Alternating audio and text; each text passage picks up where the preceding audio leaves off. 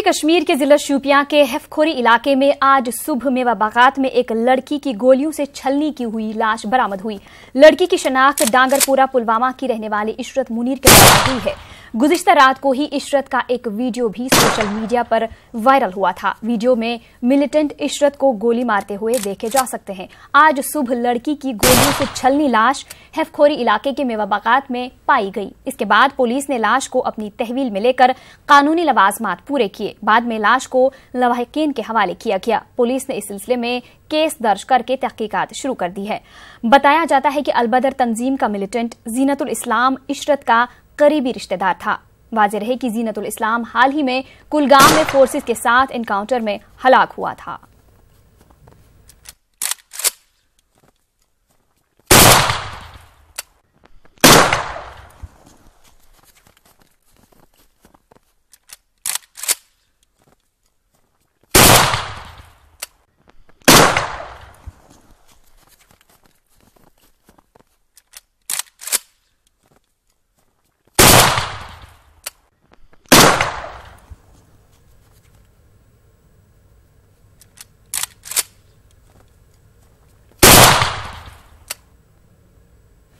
वहीं शोपियां में मिलिटेंटों की जानिब से हलाक की गई इशरत मुनीर की लाश आज बाद दोपहर उसके आबाई इलाका डांगरपुरा पुलवामा पहुंचाई गई। इशरत की लाश पहुंचते ही वहां सफ़े मातम बिछ गया। 23 साला इशरत BA सेकेंड ईयर की तालिबा थी। वो गुज़िश्ता रोज से अचानक लापता हुई थी। आज सुबह उसकी गोलियों से छलनी लाश जिला शोपियां के हेफखोरी के मेवा बागात में पाई गई थी। इशरत के कत्ल के बाद डांगरपुरा पुलवामा के लोगों में काफी खौफ पाया जा रहा है। लोगों में इस वाक़े को लेकर गम और गुस्सा पाया जा रहा है। वहीं जिला पुलवामा के द्रबगाम इलाके में सिक्योरिटी फोर्सेस और मिलिटेंटों के दरमियान एनकाउंटर हुआ है। इस एनकाउंटर में जैश मोहम्मद के 2 मिलिटेंट हलाक हो गए हैं। जुमेरात को शाम देर गए फोर्सेस ने द्रबगाम के बाबा मोहल्ले का मुहासरा किया था। फोर्सेस को इलाके में मिलिटेंटों की मौजूदगी की इतला मिली थी। काफी देर के बाद तलाशी कार्रवाई के दौरान एक रिहायशी मकान में छुपे मिलिटेंटों ने फोर्सेस पर फायरिंग की। गोलियों का तबादला काफी देर तक जारी रहा। इस दौरान जैश मोहम्मद के 2 मिलिटेंट हलाक हो गए।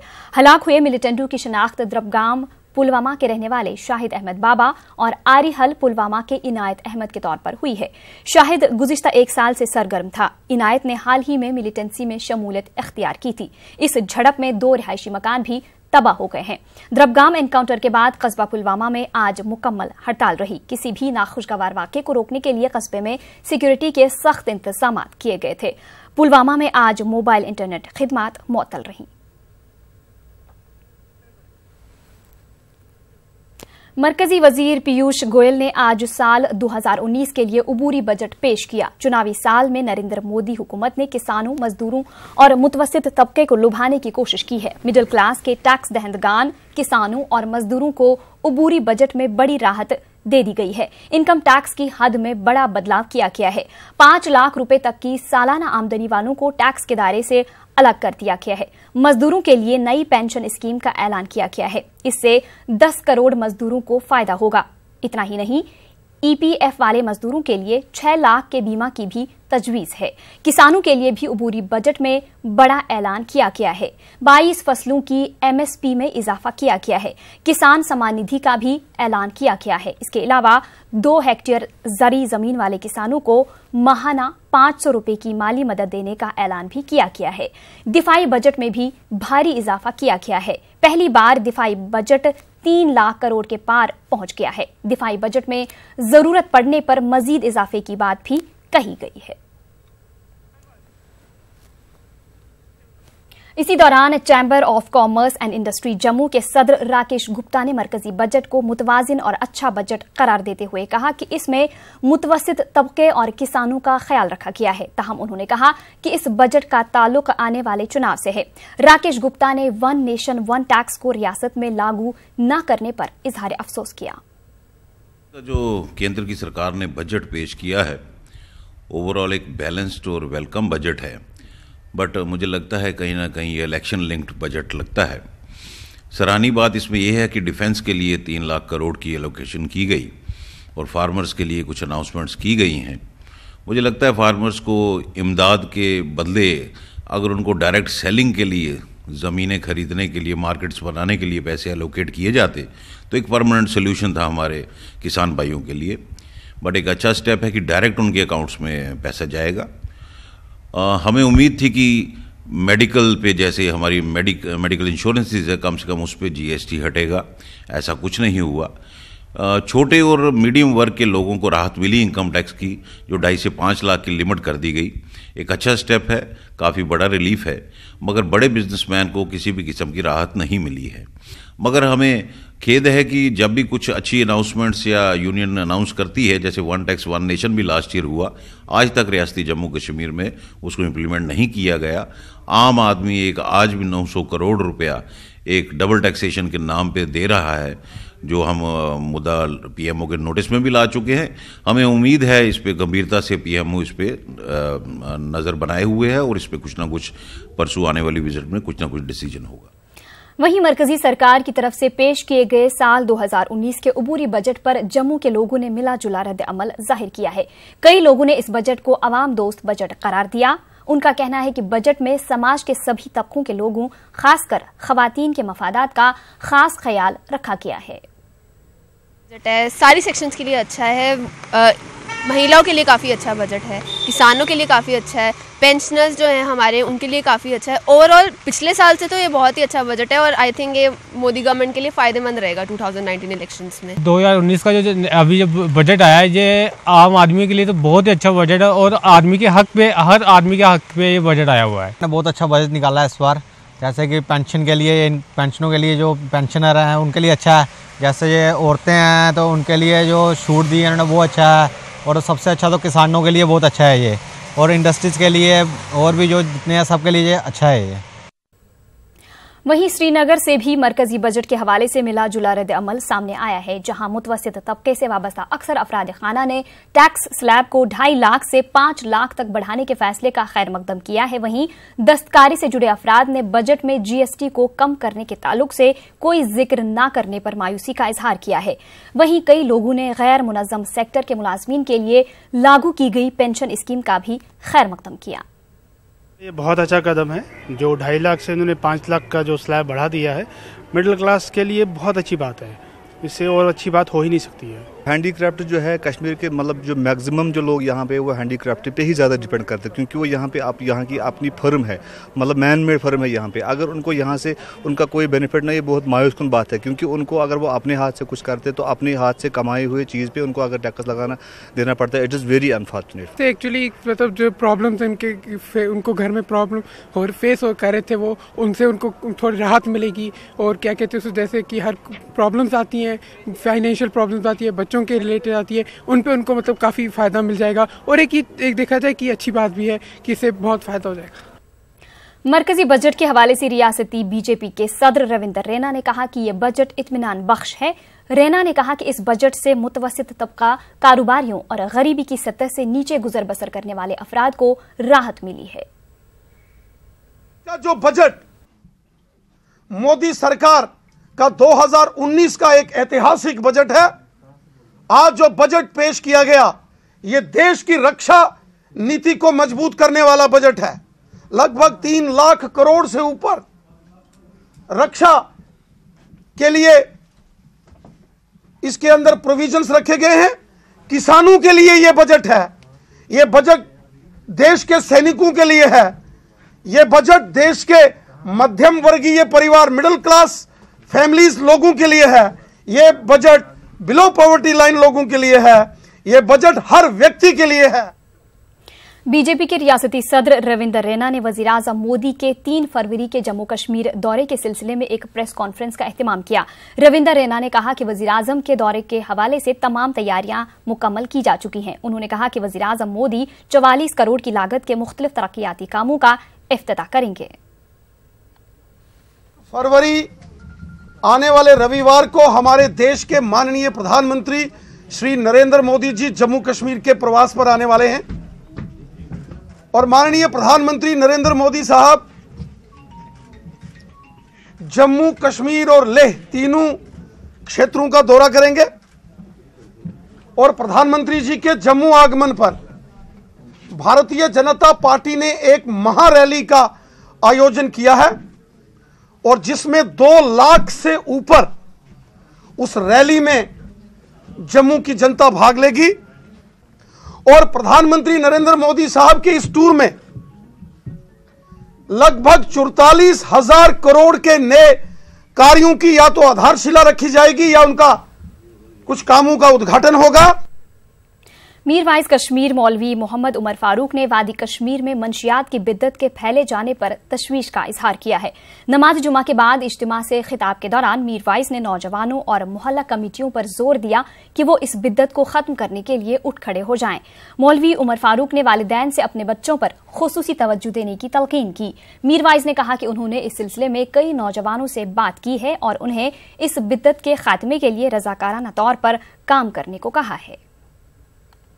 जवान अपील कि इलाकाई सतहन पे बनयू सा टास्क फोर्स, जवान नीन मस्जिद कमेटी करें तिमन दीन ताउन, महल कमेटी दीन ताउन, पन्न पन्न इलाकन हिज रटियो जिम्मेदारी, ये बनयू यकीनी यह कह कि अमि कुसमुक कह एलिमेंट गोस वनकन ड्रग्स वगैरह कुन या शराब ब्याख मसल, शराब बोतल बाकियन जायों पे रटान दुहन त्राफिक्री मामल क्या, इसलिए इलाकाई सतह पे तुलियो कदम। सानि ताउन जरूरत तंजीमी सतह पे इंशाअल्लाह इस्तिदमो भरपूर ताउन, खासकर शहर खासस मज अगर के ये मामला मस्जिद कमेटी इलाकाई कमेटी गसिन मुतहरक तो यह कथ बनो यकीनी पन्न घरन पे थयू नजर, जवानन पे थयू नजर, बचन पे थयू नजर, यून वथुन बिहुन यह मामला यून फ्रेंड सर्कल तिकाज सठा अफसोस कुन मामल कि यम जन आदाद शुमार सानि खतर कि तिम सठा परेशान कुन, तिकाज यह कर सनिस मुस्तकबिलस खोखल।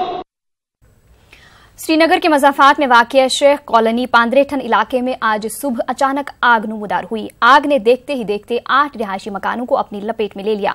इसमें 4 मकान पूरी तरह तबाह हो गए हैं। 4 मकानों को भी जुज़वी तौर पर नुकसान पहुंचा है। आग की इस हौलनाक वारदात में करोड़ों रुपए मालियत का सामान राख के ढेर में तब्दील हो गया है। मकामी लोगों के मुताबिक जब तक फायर सर्विस इलाके में पहुंच गई तब तक आग से मकानों को काफी नुकसान पहुंचा था। पुलिस स्टेशन पांथा चौक ने इस हवाले से केस दर्ज करके मजीद तहकीकात शुरू कर दी है। लोगों ने सरकार से अपील की है कि आग मुतासरीन को जल्द इमदाद फराहम की जाए।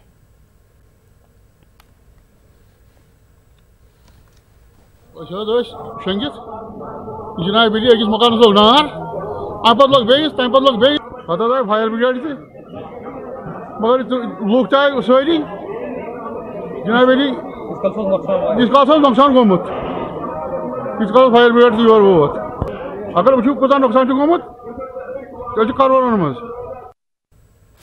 जिला गांदरबल में वाक़िया बेली पुल पर जारी तजदीद मरम्मत के काम से मुसाफिरों और दीगर लोगों को मुश्किलात का सामना है। ये पुल तहसील कंगन और सयाहती मकाम सोनामर्ग से होते हुए गांदरबल और लेह कौमी शाहरा को जोड़ता है। ये पुल वायल के मकाम पर मौजूद है और इसे वायल पुल भी कहा जाता है।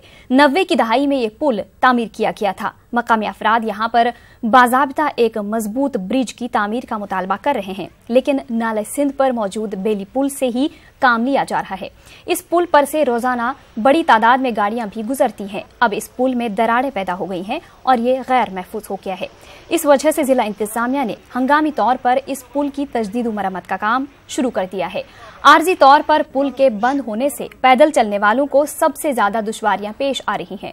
लोगों को पानी में से होकर गुजरना पड़ रहा है। इंतजामिया लोगों से मुतबादिल रास्ता इख्तियार करने पर जोर दे रहा है, लेकिन इसके लिए तवील मसाफत तय करनी पड़ रही है।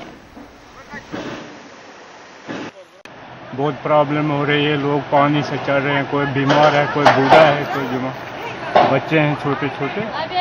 वो मेहरबानी होगी गवर्नमेंट। कुपवाड़ा जिला के लालपुरा लोलाब हेल्थ सेंटर में डॉक्टरों और दीगर तिब्बी सहूलियात की अदम दस्तियाबी को लेकर एहतिजाज किया गया। लोग इल्जाम लगा रहे थे कि हेल्थ सेंटर में लोगों को किसी भी तरह की सहूलत दस्तियाब नहीं है। एहतिजाज की खबर मिलते ही सीएमओ कुपवाड़ा और एसडीएम सोगाम इलाके की जानिब रवाना हो गए। उन्होंने मुजाहिरीन को यकीन दिलाया कि तमाम सहूलियात दस्तियाब रखी जाएंगी।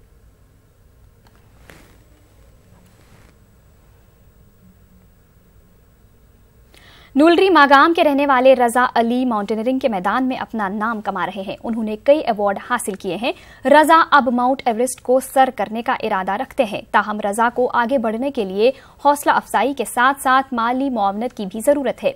रजा एक गरीब और मुतवस्सित घराने से ताल्लुक रखते हैं। रजा का कहना है कि हुकूमत की जानिब से आज तक न किसी तरह की माली मदद फराहम की गई और न किसी इदारे की तरफ से ऐसी कोई पेशकश हुई है। रजा ने हुकूमत और स्पोर्ट्स से जुड़े इदारों की अदम तवज्जुही पर मायूसी का इजहार किया। रजा अली ने गवर्नर इंतजामिया से अपील की कि उन्हें माली मदद फराहम की जाए ताकि वो इस मैदान में अपनी सलाहियतों को बरोएकार ला सकें और रियासत का नाम रोशन कर सकें। रजा अली ने गुज़िश्ता साल लद्दाख में 6153 मीटर ऊंची स्टोक कांगरी पीक सर करने का एजाज भी अपने नाम किया। हिमाचल प्रदेश, मनाली और दीगर जगहों पर भी इन्होंने बेहतरीन कारकर्दगी का मुजाहरा किया है।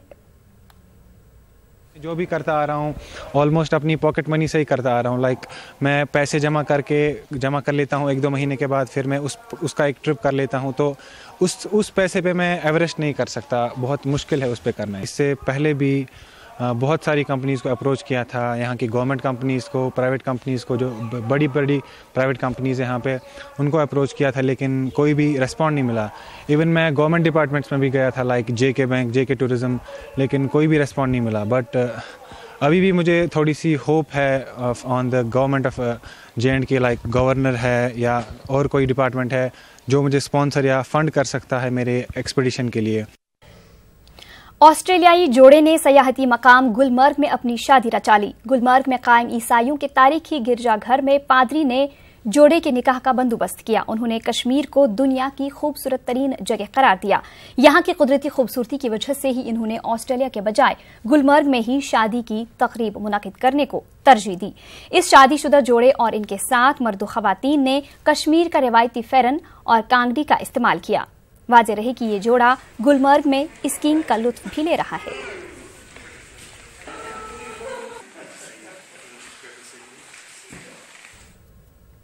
People's conference leader Abdul Ghani Vakil ने PSA हटाने से मुतालिक बयान पर उमर अब्दुल्ला को तनकीद का निशाना बनाया है। उन्होंने कहा कि वो इक़्तिदार से बाहर ऐसी बातें करते रहते हैं।